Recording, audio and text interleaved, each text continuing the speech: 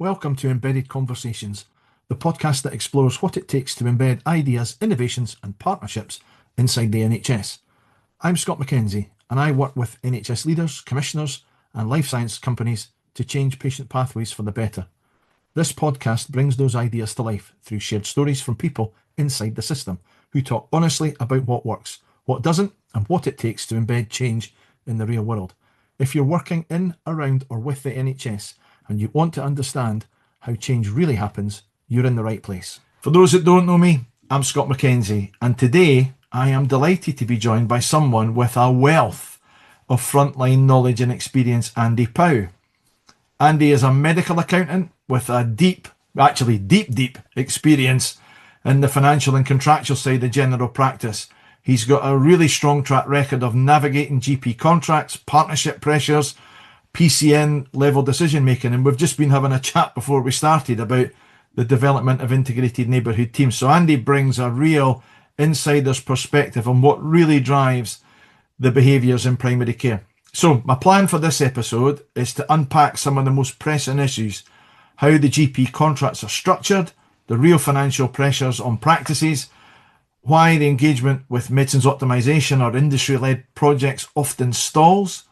And Andy, I'm hoping, will also share his views on how you as companies can better engage with practices and networks and what the future might hold for general practice with integrated care and neighbourhood teams. So Andy, thank you for agreeing to come and talk to me and joining me. It's absolutely brilliant to have you on. Yeah, well, thank you very much for inviting me along. I know you've got huge experience, and we've often compared notes over many years. I was trying to work it out. It's a long time that we've been comparing notes with each other. So yeah, I'm really, really grateful to you, mate. Yeah, no, I've been doing this job now for, I hate to say it, more than 30 years. So it's changed an awful lot. And I think we're about to go through another period of change, although maybe not. We'll talk about that perhaps later on, see how things develop. But I think it's certainly a very challenging time within the NHS at the moment. I'm with you. I was saying the other day to one of the customers, I don't think I've ever known it as challenging as it is right now. We often talk about the money backdrop, but the reality is for general practice, they're drowning in workload, but they're not getting the investment to cope with that workload. Yeah, so I mean, certainly over the last few years, investment has very much stalled. Yeah. And whilst the government, and you have to remember in the NHS, when we talk about the NHS, it's split between the countries. So Yeah. England, Scotland, Wales, Northern Ireland. So I think we'll just really concentrate on England, which We is will. my specialism. But over the past few years, it's been a very tight uplift in terms of funding. Yeah. Yet most people don't realise that GP practices are effectively independent businesses Yes. contracting their time to the NHS, which means they are just like Tesco's and Yeah. Asda and all your shops. In that ultimately you've got income coming in and you've got the expenses you've got to incur. So Yeah. when you had a period of income being very tight and expenses, as we know, have gone up because of the inflationary impact in the economy, you've got a really problematic position. And then you combine with that then the demand that's being placed on them. Totally. I mean, the sheer number of appointments that are now going through general practice has just gone, it's gone through the roof. Lots of reasons for that. Partly it's the better ability to do different types of appointments, Yep. which will actually encourage people to use things more. But secondly, the pressures in terms of the secondary care system. If someone's stuck on a waiting list, they're not getting better. Yeah. They're not going to miraculously solve their problems. In fact, they're going to get worse over a period of time. So that's going to result in a recurrent amount of work that they are now doing in terms of dealing with that. Oh, you're So touching yeah, on. two different sides of the pressure, really. Totally. You're touching on a number of the real hot points that come up in my work all the time. That if the service isn't there or the patient doesn't get access to care and they feel unwell, they'll just keep coming. And of course, the contact point tends to be general practice. And I often get the GPs and the practice teams saying to me, a lot of the time, people are just asking, can I speed up their outpatient appointment? Which, of course, they've got absolutely no control over. So we're losing a load of appointments on a day-by-day basis to really no purpose. There's not much that they can do with them. And, of course, that backdrop that you've just given us of the money, that was really where I was hoping we might start. Can you give the listeners a kind of a quick overview of core contract, how it's structured financially, and what really does drive the income for practices, because one of the things I highlight is they are one of the few bits of the NHS that is interested in the turnover and whether they make any money. So profit, turnover, profit, and cash flow. A lot of the rest of the NHS gets fixated on turnover. They see turnover as income rather than actually working out the true cost of delivery. But general practice can't afford not to do that. So I was hoping you might share some insight for us. Yeah, so I mean, general practice, as I said before, it's operated through what's called the independent contractor model, Yeah, which means they are independent businesses which effectively, contract their services to the NHS. yeah, And being the nature of the work they do, the majority of their income comes from one customer, which is the NHS. NHS. And bizarrely enough, it's the customer that defines the income. Yeah, So it's not selling a service and you try and set your price. Actually, the price is set by the customer, yeah, and you have to deal with it.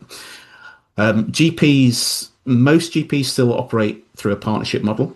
yep, There is an increasing amount of corporate providers into the marketplace, but they tend to have built up their portfolio of GP practices by more just targeting practices that are perhaps more in distress and have gone out for tender. So they're not huge at the moment. So it's mainly a partnership model.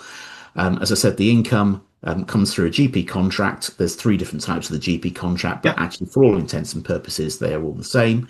And the bulk of the income that they therefore get through that contract is linked to the number of patients that go on the list. It's very much a bottoms on seat, equal money that comes in, which to me isn't probably the best way of funding no, I a agreed. service, but that's the reality of what we've been left with. And this has been stuck now. This is a contract that is now in its 21st year. Mm. So it was designed back in the early 2000s, and things are completely different now.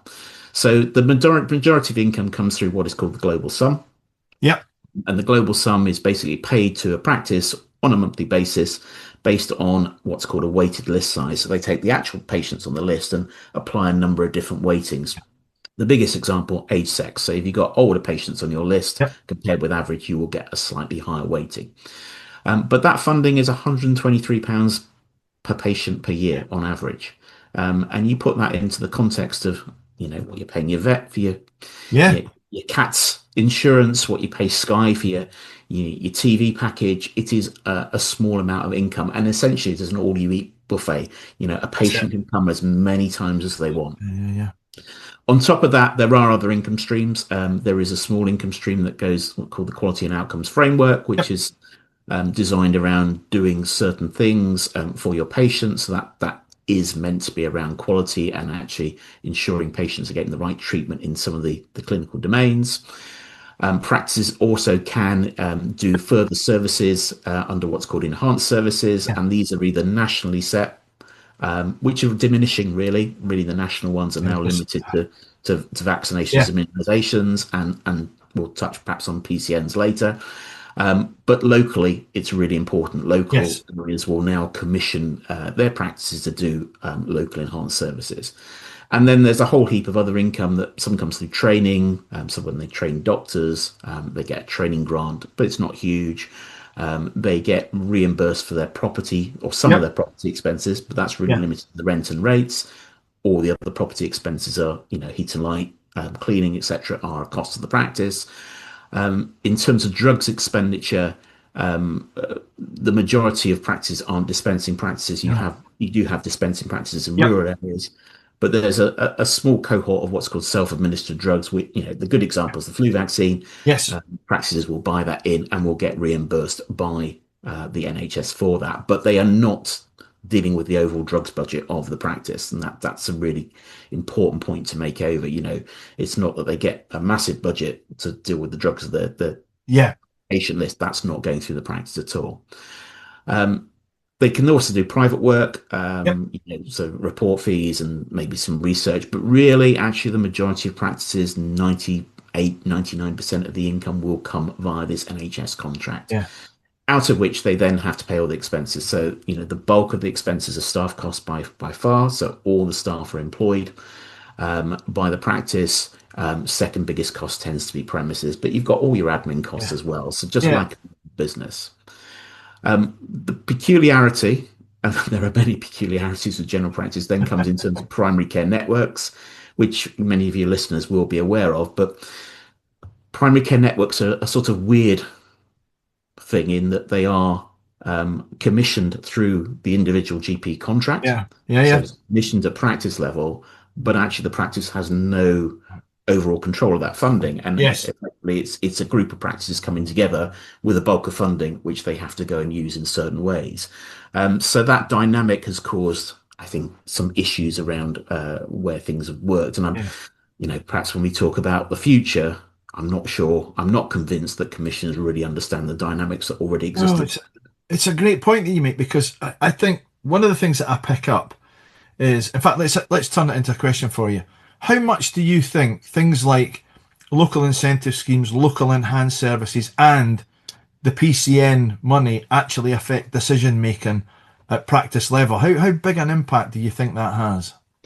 So in terms of the local enhanced services, so what local enhanced services are is Yeah. basically the local area will sit down and agree it wants its GP practice to do X, Y, and Z Yeah. services, Yeah. and we'll set a tariff rate for that. So if you work in the hospital sector, you'll be very aware of that kind of sort of funding arrangement. Um, it's a hugely important income stream to practices. Yeah. It's now the second biggest income stream. So below global sum, local Yeah. enhanced services and local funded schemes are bigger than the Yeah. quality and outcomes framework (QOF). So it's a really important funding stream for practices. The problem with them is that you don't know they're going to exist more than 1 year ahead. That's it. That is the issue. Um, Yeah. Yeah. and I think there's a real worry at the moment when, in terms of the 10-year plan and talk around moving to a neighbourhood model, that if there isn't any national funding coming in to run these neighbourhoods, well, where a local area is going to get that funding from? They're going to have Totally. to take it out of local budgets. So Yeah. there's a risk of money that will get shifted from, practice funding up to neighbourhood, yet the cost sits at practice level. That's it. Yes. So it's going to cause a problem. And PCNs are a very good example of that. When they created PCNs, they created this chunk of funding which has to be dealt with at network level, yet the problems are actually at practice Practice level. level. So Yeah. you get a lot of conflict at times in Yeah. that you might get a primary care network, which generally can cover anything from 30 to 100,000 patients, Yeah. um, where you've got practices in there which will have different issues going on. Yeah. And it's not, you know,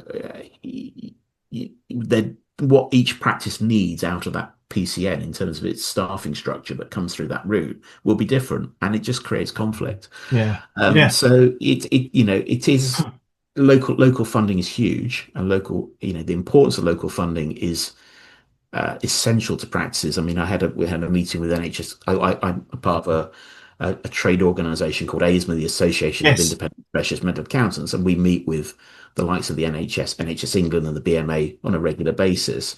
And we met with NHS England last year talking about local enhanced services, and that because it was so fundamental to to where it's going and the risk for practices if that money shifts. Yeah. And of course, one of the other things with local enhanced services that frustrates the life out of me, and if it's frustrating me, I guess it frustrates you as well, is that we've got exactly the same services in different bits of the same ICB being paid different amounts of money. And there's just no standardization to it. What you get in Bath is different to what you get in Bristol. It's what you get is, again, different to what they're doing up the road in Newcastle or in Hartlepool or wherever. There isn't really a standardized approach to it.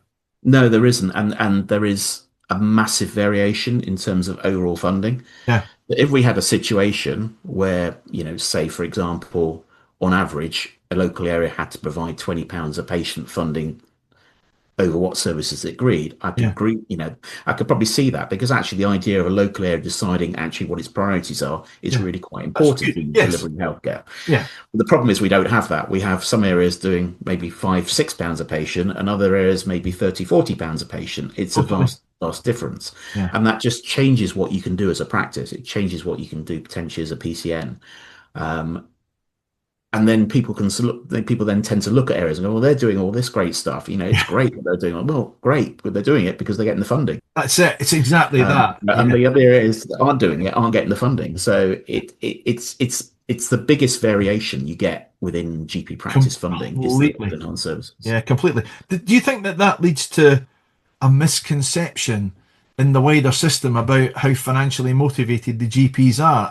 My observation would be, well, I think that it's more headspace and capacity than it is money. I think when the money is correct, general practice will create the capacity, but it's not, I don't think it's the money that motivates them, but I'd be interested in your thought. Yeah, yeah. I mean, money. It's difficult because you're trying to put one big group of people into one category, and Yeah. GPs are different. Some are very money Yeah, focused, totally. Yeah. and business focused, and others are actually not. Actually, there is no training you get through your medical career that makes you into a business owner. It's something I do in another piece of work I do with Yeah. an organization called Medics Money. We support training GPs in understanding their business because I don't get that training elsewhere. So not all are money focused, but actually they are having to run a business, and if their business is limited to the income coming in and the expenses going Yeah. out, actually, if they are getting more income in, they generally will invest more in their practice. Yes, they do. Yeah. So it, it, they're not motivated necessarily by income, but they do understand how important it is. And if you improve that funding, it takes away some of those headaches. Yeah. At the moment, I've talked to a few people recently, some larger practices, and they're having to look at cost cutting, which is Yes. just unbelievable in the current circumstances. Yeah. Um, and what costs they're going to cut? Well, the biggest cost they've got is staff, so it's going to Staff. have to be staff. It usually is. Um, Yeah, it usually is. you take that pressure away, actually, you're not worrying about actually spending all that time trying to manage and run a reducing budget. Actually, you then back focusing on service provision. Yeah, So totally. it is really important.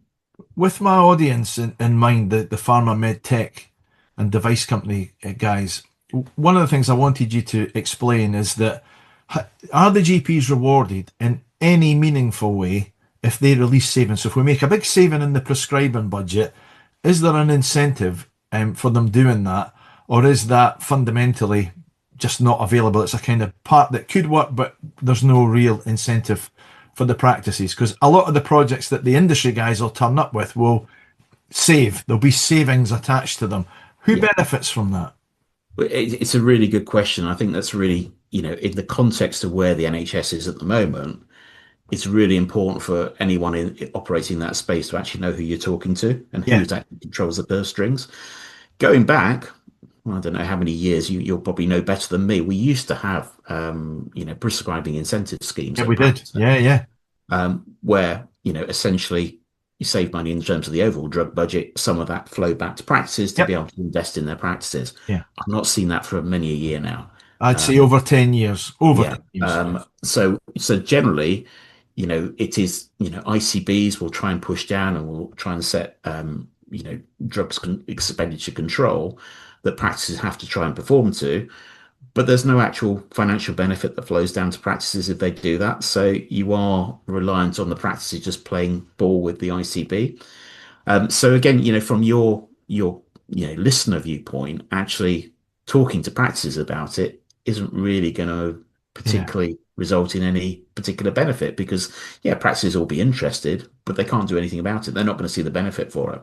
You've got to be talking perhaps at the commissioning level. Now, how that commissioning level changes is going to yeah, be quite important because through the 10-year plan and indeed what's the government have set out in terms of contracting the number of commissioners at ICB level and NHS England eventually disappearing into the yeah, Department of Health.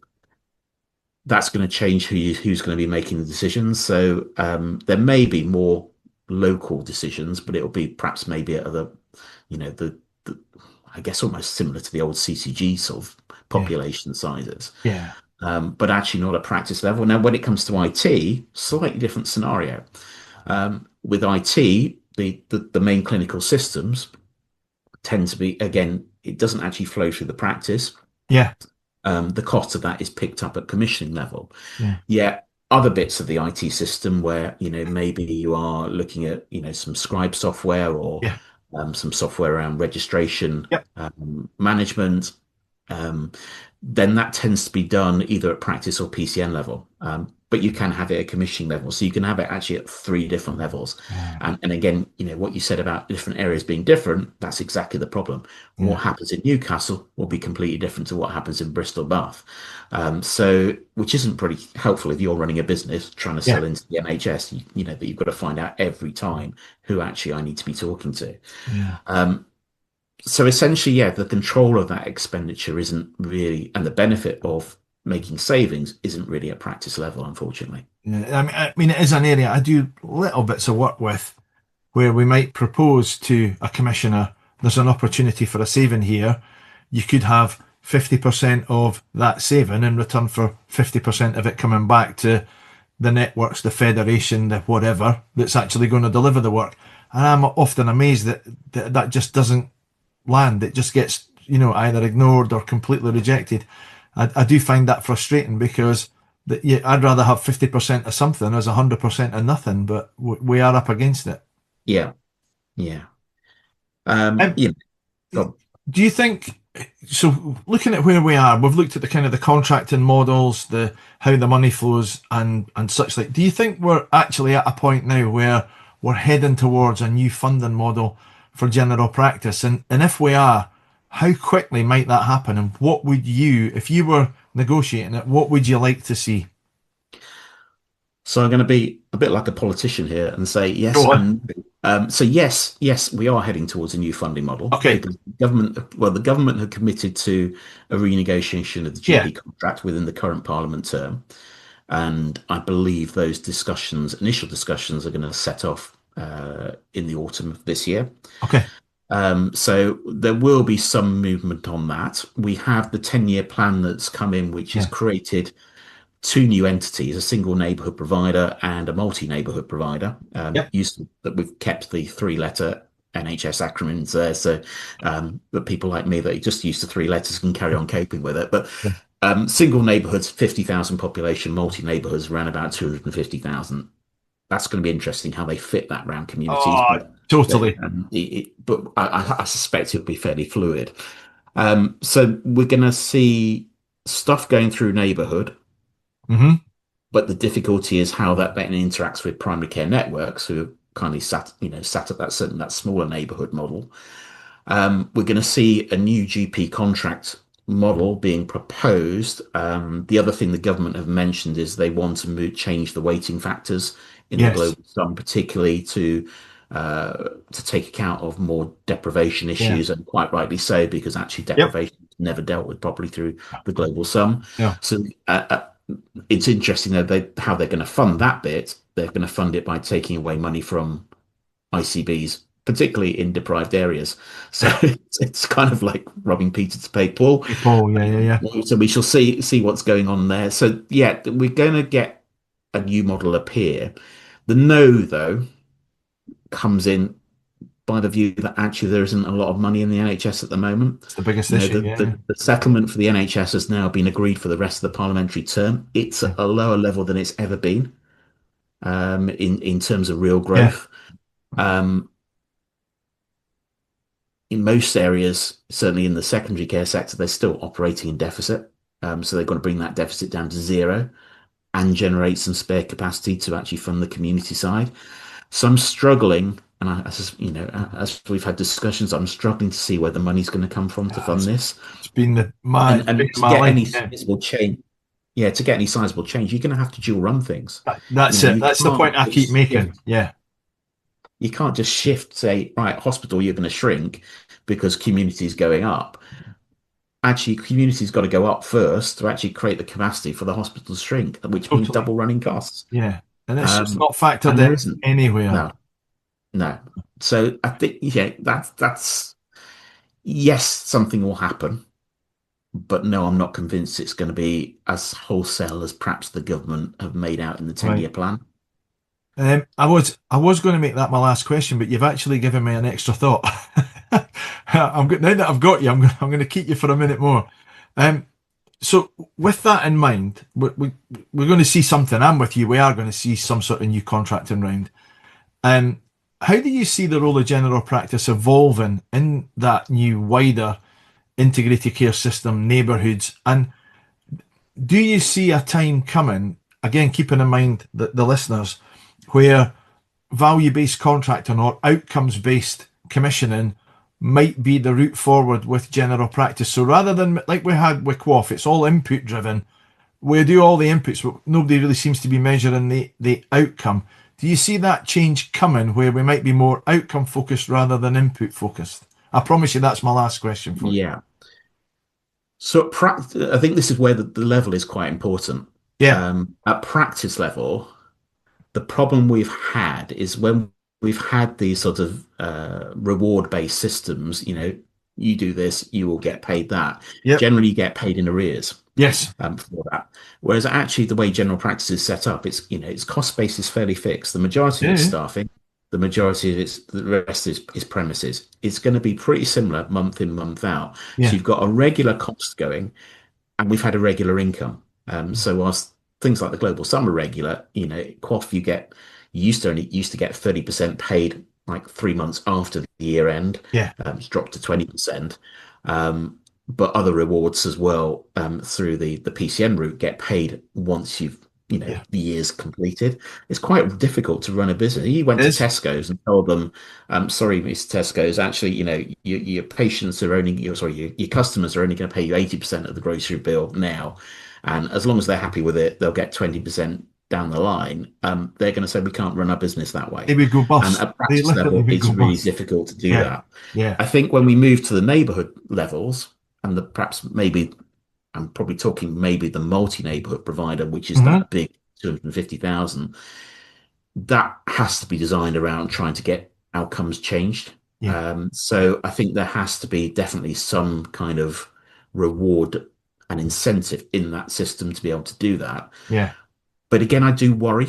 I do worry about simple cash flow here and the working capital needs. We've come across a few PCNs which struggled when they had to scale up, in terms of managing the cash flow. Yeah, totally. You missed a month's payment, you were in dire situations. Yeah, totally. Flow.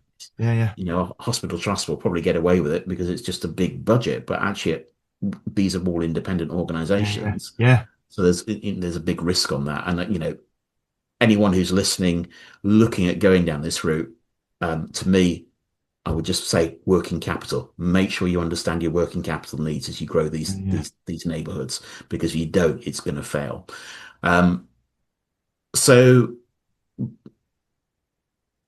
I suspect, yes, there's going to have to be, if we're going to drive cost reduction, we're going to have to start doing all the things you've talked about in terms of, looking at drugs budget, looking at technology changes that will drive real benefits.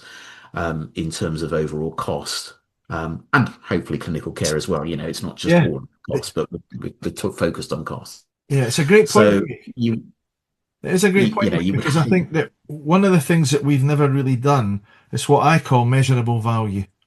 What's the measurable value of the input? So I'm giving this an input, but what's the outcome? What's the measurable value that input delivers? I don't think we've ever really looked at it like that. And for me, it's what's missing. It's what industry as well. It's what the pharma, the medtech and the device companies need to start thinking about is, if I work with, Pow McKenzie Pharmaceuticals, what's the measurable value that they deliver me as an NHS customer? I think that's where we're headed. They're going to be much more outcome focused rather than input focused. Yeah, I mean, absolutely. If you're going to be spending £1 million, for example, you want to know actually how that's going to change. Yes, it will. It may change in terms of clinical outcome for a group of patients, but also if that £1 million is actually going to save you, 500,000, as well as provide that clinical benefit for the patients in other parts of the system, then to me that's a no-brainer. But yes, I've got the same view. It rarely happens in the GP space. I mean, we have so many small practices that fall over financially, and no one's ever measured actually if we just prop those up with the financial support they needed, which is not a huge amount of money. What it saves in terms of referrals to hospitals and the cost in the secondary care sector will be huge, but no one ever measures that. No, that's a real measurable value to me as well. Yeah, it's always just measured on just where we are at today. It's not actually no downstream stuff coming in. Yeah. So yeah, I mean, maybe hopefully things will evolve that way. I don't know. Let's wait and see. What We'll I wait will and be see. doing, so at Let's some not be point, too is having negative. you back. Will you be happy to come back as things Yeah, evolve? yeah, Uh, absolutely. Would be happy to come back. Yeah, Fantastic. Andy, thank you very much. I'm so grateful to you for joining me and being my first guest. And I'm going to hold you to that promise. We'll definitely get you back at some point. brilliant. Well, thanks very much for inviting me along. It's a real pleasure. Thank you, mate. If today's conversation has struck a chord, you'll love the Embedded Edge community. This is an online platform for people who want to stand out with better positioning and a deeper understanding of how decisions are really made inside the NHS. With practical frameworks, real world analysis, and behind the scenes customer insights, you'll sharpen how you show up, engage, and embed your work. So please join Embedded Edge at www.scottmckenzie.consultancy.com. Thank you.